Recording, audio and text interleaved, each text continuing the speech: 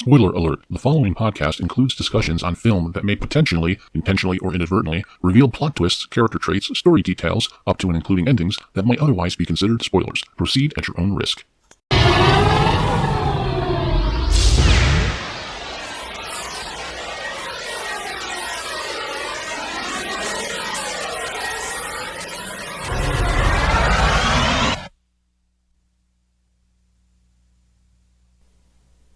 You're listening to Moviesucktastic.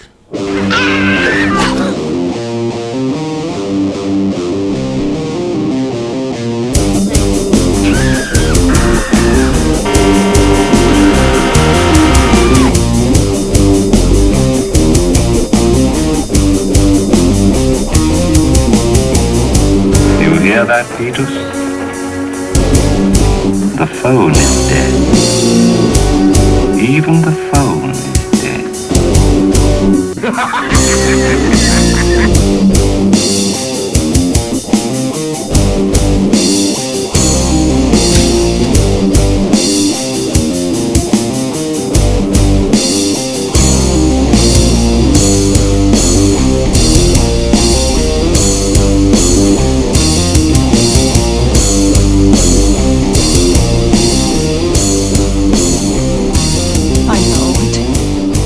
Sounds like some bad movie.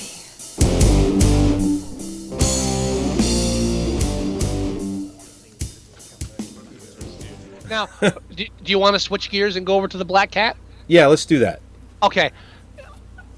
I love the Black... Now, we just talked about the fact that the Raven got the censor thing going. Right.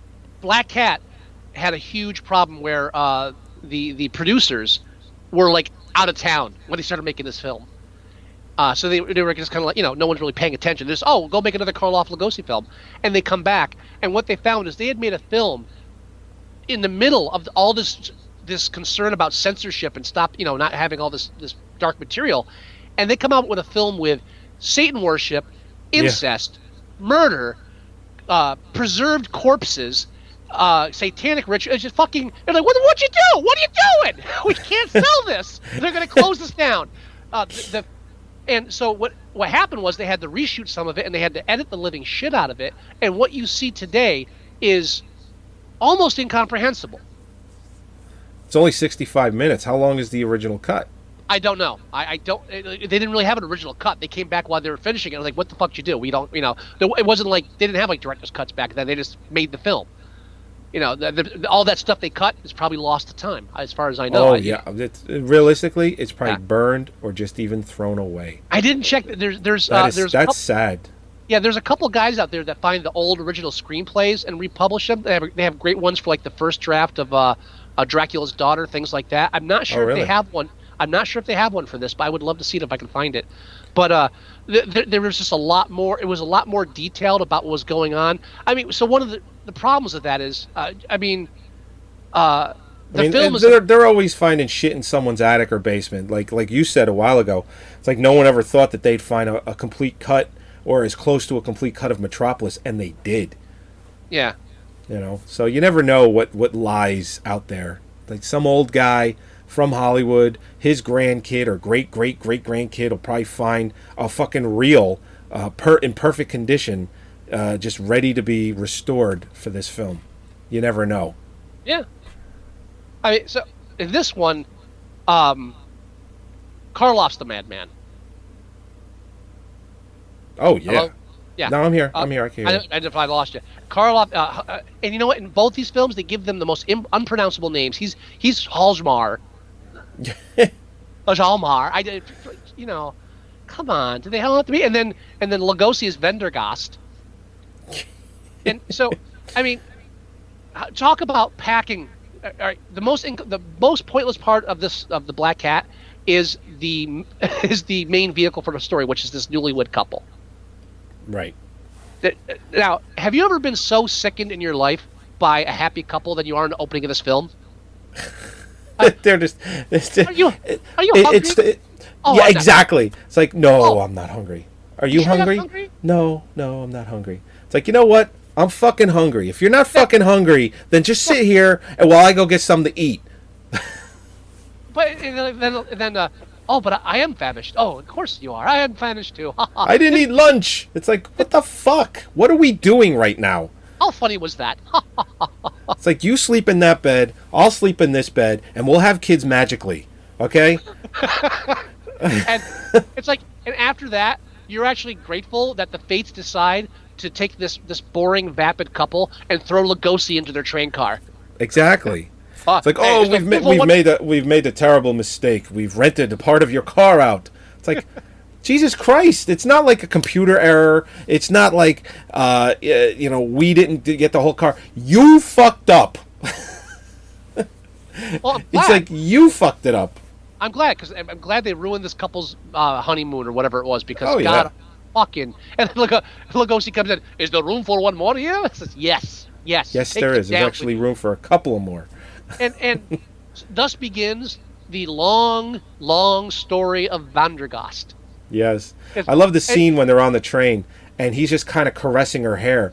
And the scene is perceived like he's doing it sneakily. But no, the husband's right there. He's just kind of like, he's kind of digging it. Or he almost looks like he's drugged, where he's just like, yeah, do what you got to do, man. I mean, let me save our listeners the time if they've never seen the film. I'll try to sum up the plot that they spend like the whole hour of this film trying to explain. Vendergast was a prisoner of war. He was sold out by Hjalmar. In doing so, he was put in a prison camp, and he lost his wife and his daughter. Hjalmar, who sold out his troops during that time, built a castle on the ruins of the prison camp, married Lugosi's wife, and then after she died, married his daughter. The castle is rigged with dynamite so he can blow it up whenever he wants, and he performs satanic. That's not a smart move, by the way. Well, he is evil, Joey. Yes. And he has a satanic cult that performs rituals in his castle, of which we really don't know why they're there or what they're doing or what the purpose is, because most of that was lost in the edit. All we know is that he's satanic and he has a cult. Yep. So Vendergast is trying to find his wife, and Hjalmar finds him, and then spends the entire movie helping Hjalmar instead of like killing him, because what he wants to do. Right, and if he had done that, he would. His daughter would. He finds out later that his daughter is still alive, but then finds her dead. So she actually dies twice on him. Well, in like a 5-minute span, he finds out she's alive and then dead again. That's how evil. And Karloff as Hjalmar is fucking awesome. Oh yeah. Even the phone is dead. Well, how about this? So this guy goes to bed with the daughter of the wife of the man he sent to prison. Right. And for light reading, while he's like in the incestuous relationship here, before he goes to bed, he mulls through a copy of The Rights of Lucifer. Light bedtime reading, and then tells her, I'd rather have you dead than have your father take you back, and then follows that up by killing her. And he takes Vendergast into the basement where he has a nice display of the preserved corpses of his previous wives in glass sarcophaguses. It's including Wendergast's wife. Right. And, she died of pneumonia. Did she now? You fucking While creep. I was holding her under an ice bath of water. You got to respect. Talk about. I mean, it's the whole thing with the idle rich. You've got this castle. He couldn't collect cars, so he collected dead wives. There you go. Now, there's just just one example of the kind of stuff they cut out of the film.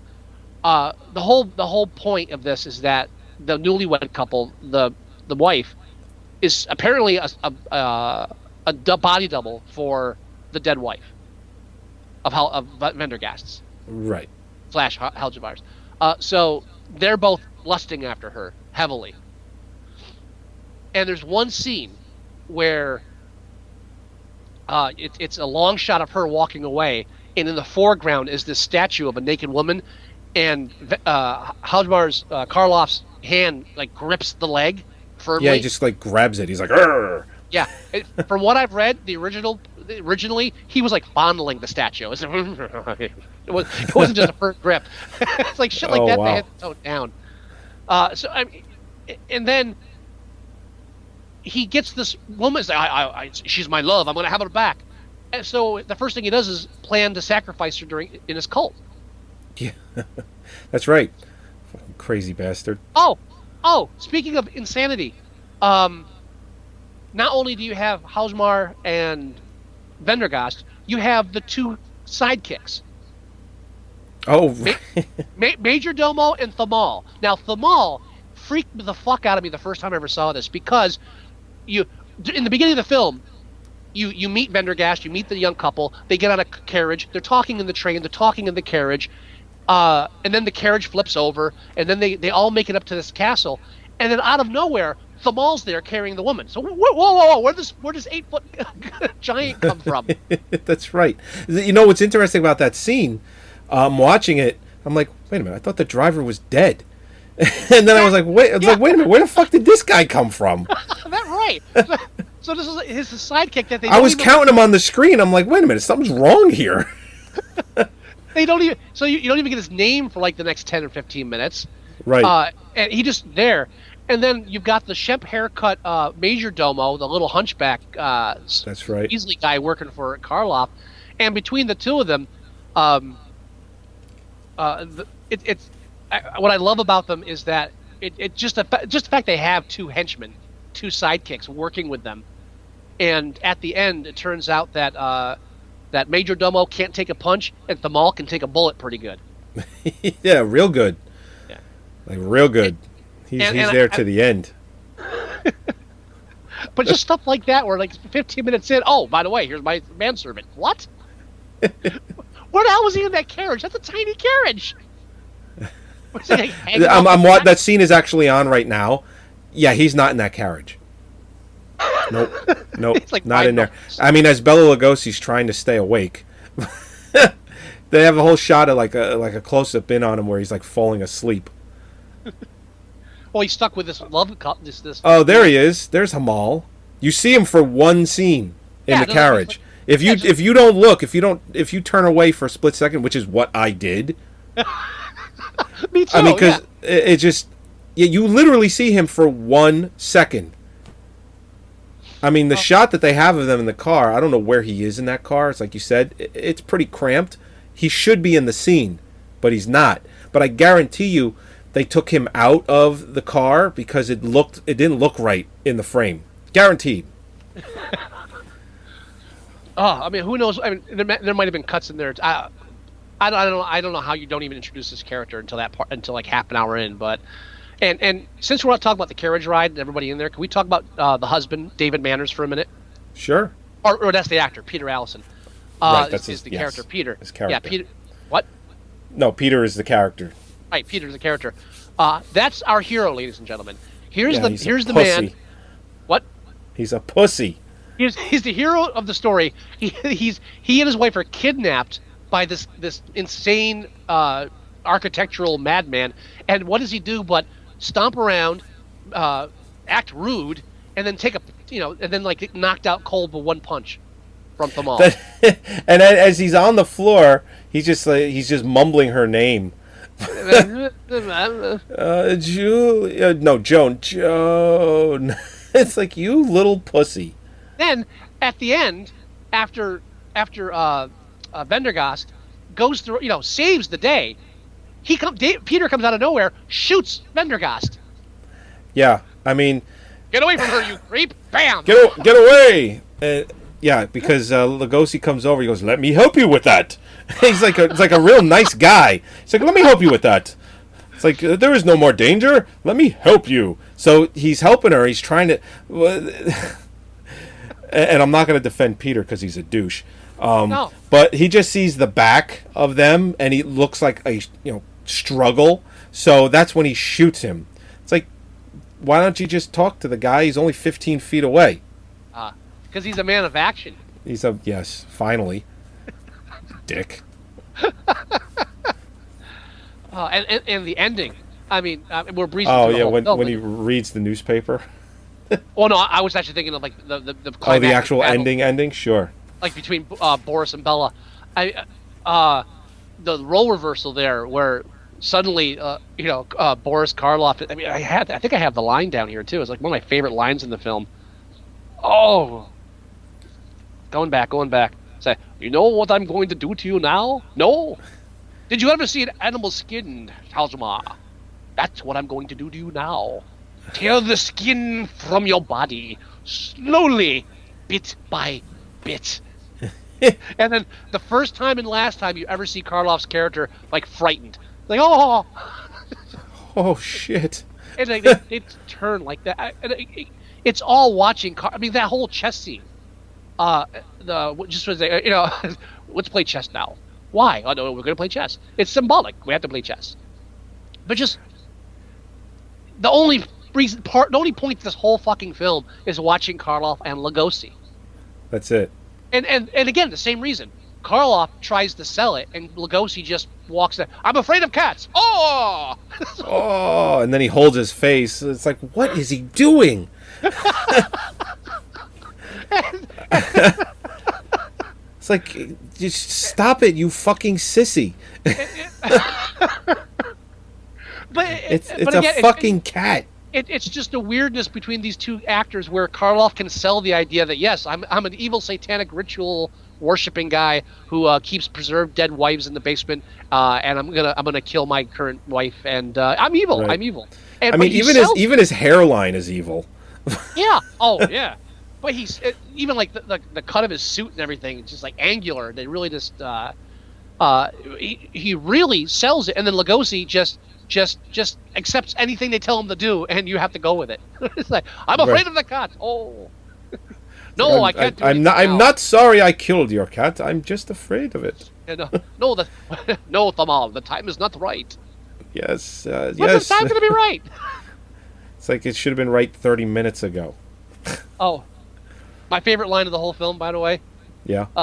Supernatural, perhaps. Baloney, perhaps not. There are many things under the sun. Yeah. Like, Bella, stop waxing poetic. Yeah, right. I like the scene where like you mentioned where he says he's gonna skin him like an animal, and then they show that shot is just a silhouette of him and a razor. And it's just going up and down real quick, and it's just the silhouette of it, and the woman is just screaming, ah, ah, and you just see Bella. He's like, ah. You don't see anything but the silhouette, which looks ridiculous. But I guess in 1935, like I said, people were fainting in the aisles. I mean, again, this is a watered down version of what they wanted to do, and it's even like watching it now, it's over the top. We just just everything there. Now we were talking about money wise, as far as making money and everything. Very successful, this one. Right now, again, Lugosi. I personally think Lugosi just was not good with money. From what I heard, he was terrible. He was terrible. Yeah, well, and also just like he just didn't negotiate well. The whole thing with Dracula, he had been doing the stage play of Dracula, and he's the one that kind of brokered the deal to get Stoker's widow to sell the movie rights, and he like talked her down so much that she got like a fraction of what she could have got for it, because he wanted to be in the film. And so, but he never. It just seems like he never was respected or got what he deserved. And like the pay scales on this film, and I'm reading from Performed by Lugosi by S. Michael Wilson, if you want to pick this up.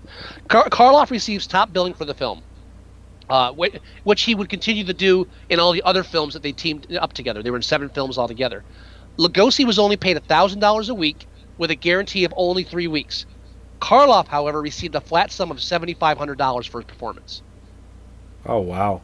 So automatically there, Karloff's being guaranteed almost over twice as much of what Lugosi's getting. Now, compare that to David Manners, who plays the wimp, Peter Allison. Manners was paid $250 more a week than Lugosi. Huh. And the major domo, Karloff's sidekick was only much- paid half the amount that Lugosi was. Jesus, how the fuck does that? Did he not have a lawyer to help him with this shit? I don't know if they had entertainment lawyers back then or agents.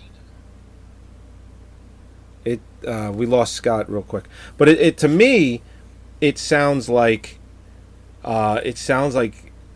see, nowadays deals are done differently. You'll get your main star, or you'll grab your main cast, and the contracts for that will be figured out. And what ends up happening is anybody that gets added on later, okay, will either go by pay scale, or if they're a big enough actor, they'll negotiate as well. But it seems to me like back then, it was, whoever got in at whatever they were able to get, and whoever got in with what they weren't able to get, it kind of stuck. It wasn't along the lines of now. It's like if you say you got Brad Pitt and George Clooney, and they're both in the movie together, and Brad is getting 20 million and George Clooney is getting 19, George is going to say, well, I want 20, and they'll do it. But it sounds like back then, maybe it wasn't done that way. It's like if Karloff's... Oh, you back? Yeah, I've been listening to you for like the past minute. Oh, so you could hear me. I couldn't hear you, though. Oh, no, I was just listening. I was being quiet so you could talk. Oh, is that it? Okay. Yeah. So then what I was saying is nowadays, if they hire an actor and they're making X amount of dollars, if the other person is as big a star and they sign on for less money, they'll eradicate that. They'll fix it. It's like, okay, if so-and-so is making 20 million, the other one's making 18 or 19, they're going to demand, okay, I want 20 like that guy. I'm as big a star. Back then, I was saying maybe it's along the lines of Karloff signs on for $7,500 flat fee. Lugosi signs for $1,000 a week with a guarantee of $3,000. Even if he found out that Karloff was making more money than him, it's like, nope, sorry, you signed a contract, it's done. All right. There's no room for renegotiation. Here's another area where some Lugosi fans might be not pleased with me. Okay. I think a lot of it has to do with personality as well. I think Lugosi was a bit very more abrasive, right? I think he was a bit more arrogant and a bit more abrasive. Karloff, on the other hand, was a very, very soft-spoken, gentleman, likable character, individual person. He's a nice guy. Yeah, I mean, now here's one example, one specific example. Lugosi would later say that he recommended Karloff for the role of Frankenstein. That Lugosi did screen tests for the role of Frankenstein, and his story was that he said, "Hey, try that Karloff guy; he'll be good for it." Now, Lugosi told the story. A lot of historians and a lot of people have said flat out it's bullshit. It's like there's no way it happened. Karloff, in countless interviews, never denied it. Wow. He never because confirmed anything. He's a nice fucking guy. That's really what you got. That's the feeling you got, where he's like, yeah, well, I kick a man when he's down.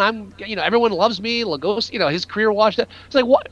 That's how likable he is, and you can almost see it coming across in these kind of situations where people just didn't give a fuck about Lugosi, or they did, and again, look at the in England. To keep my dogs in quarantine for how long? I don't have to deal with this. I'm a star in America. I'm not sure he didn't say exactly like that, but you kind of get that feeling when you read about this stuff and to see how he handled himself. You just think part of that's got to come into play somewhere, especially go back when Hollywood was new and the whole thing was this. It was this whole everything. It was building up so quickly. Shit was changing from year to year as far as how things were handled in studios and everything. So yeah, I just think it was a cult of personality that undid him as well. No, it makes sense. I mean, you can get that just from his performances in his films. He's not that good of an actor where he probably acted pretty similar to how he is in his movies. Well, and don't forget too, he was a stage actor. I mean, he did Dracula on stage for years. So what that kind of comes across where Karloff. I mean, Karloff did stage acting too, but Karloff, he really does have a feel for the camera. Oh yeah. He plays it. He plays things more subtly. Where Lugosi's, he's projecting to the cheap seats. He wants to make sure everybody hears him. That's right. You are saying something profound. Yes. So what you're saying is, we got it, Boris. I mean, that's why he's Boris such a gem. Bela. Yeah, that's why he's such a gem when he ends up like in Ed Wood stuff too, because it's just Ed wants it all and Bela gives it all. There's nothing in between. Let's get this fucker started. I love that movie. Oh god, great movie. I actually just added it to my collection just recently. But that's the thing too, like the whole Bela Lugosi, Boris Karloff, like feud or competition or what have you. A lot of that was just hype. I mean, they met and they got together, but sometimes you just get the feeling that when they weren't together, working together, maybe Bela was willing to badmouth Boris more than he was willing to badmouth Bela, right? Just because of their personality types, and I don't know, things like that stick, I guess. So when the censorship shit goes crazy and Lugosi's not needed, no one wants to do him any favors. That's true. No, it's very true. It's just, but I mean, there's so much to talk about in these films too. It's hard to, without going into 5 hours. Well, that's why there is an entire book called "Performed by Lugosi" that you can all go out and buy. Okay, go to Amazon, do a search for it. Go to our website. I have it on our contact page. Go to our Facebook page, Performed by Lugosi. You can buy the book and read it. I highly recommend it.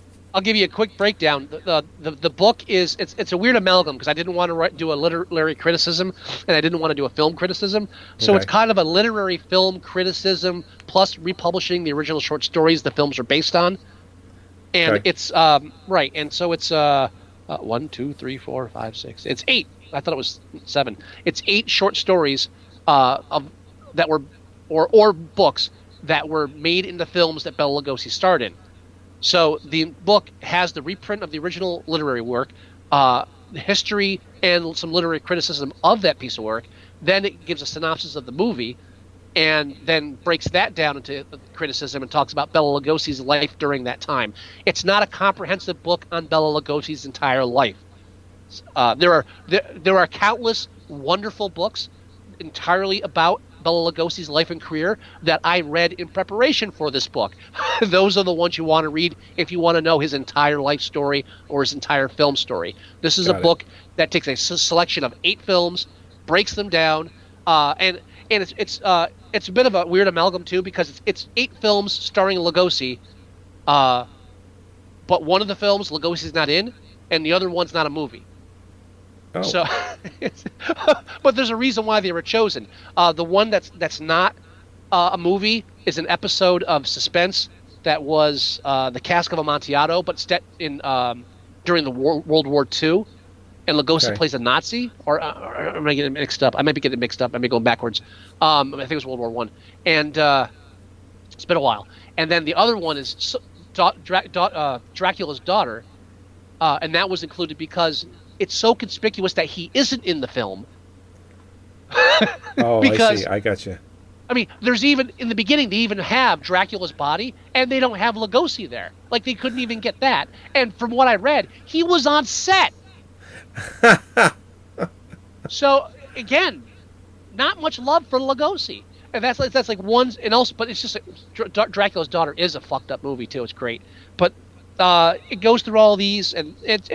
I wrote it because it's fun. It was fun, and I like the stuff, and that's hopefully what you get out of it if you get it. So there you go. Cool. All right, so I guess we should go ahead and end the show. I guess before I lose my internet again, motherfucker. Yeah, you just kind of faded out for a split second there.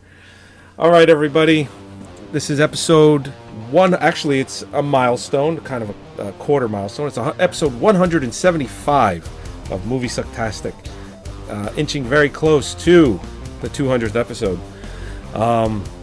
Who fucking knew, right? All right.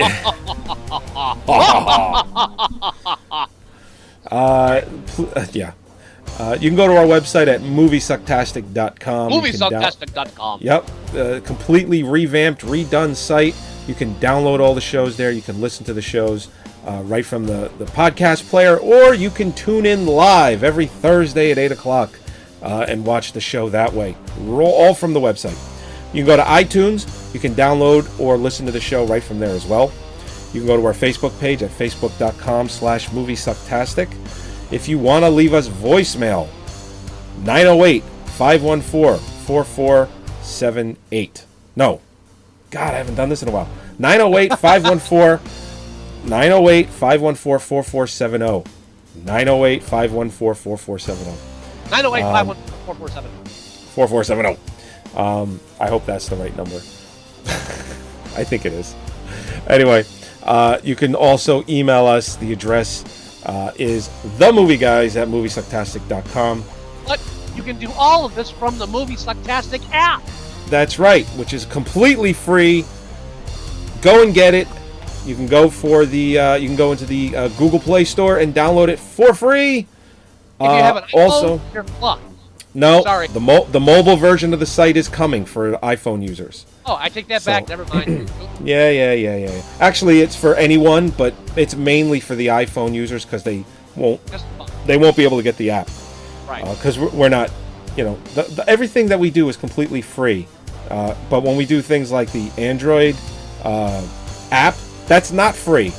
So, but we don't charge money for it. So we're not going to pay twice as much money, was what I'm saying. They don't care about our rationale. Well, it's the truth. It is the truth. They're thinking that out there right now. Well, how come there is no iPhone? Because you know what? It costs a lot of money to do one app. They're thinking, why is Joey still talking about the app? I don't know. Maybe if more of you downloaded it, I'd talk less about it. Anyway. Thank you for joining us. Do you have any wisdom? I like torture. You do like torture. Yeah, I love it. Yes, the room Yeah, where the you see- wall is come together. Yeah. Isn't it sweet? Yeah, sweet. You are hideously ugly. Ha ha ha. Yeah. All right, everybody. We'll talk to you next week. Oh yes. Oh, yes. Maybe ugly people do ugly things. You are saying something profound.